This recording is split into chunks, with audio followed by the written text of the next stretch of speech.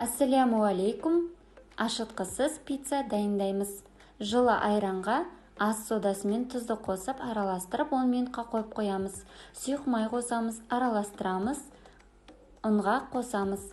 Қамырымызды илеп, бетін жауып 15 минутқа қойып қоямыз. Майонезге кетчуп, тұз, көк пияз, сарымсақты езіп қосамыз. Араластырамыз, соусымыз дайын. Қамырымызды үшке бөлеміз. Ұнның көмегімен жұқалап жаямыз. Пергамент қағаз төселген формаға саламыз. Соусымызды жағамыз. Қалаларыңызша салмасын саласыздар. Менде болгар бұрышы, шұжық, саңырауқұлақ, қызанақ және консервадағы жүгері. Ірімшікті үкіштен өткізіп сеуіп, 180 градуста қызып тұрған пеште 15 минут шамасында пісіреміз. Ас болсын.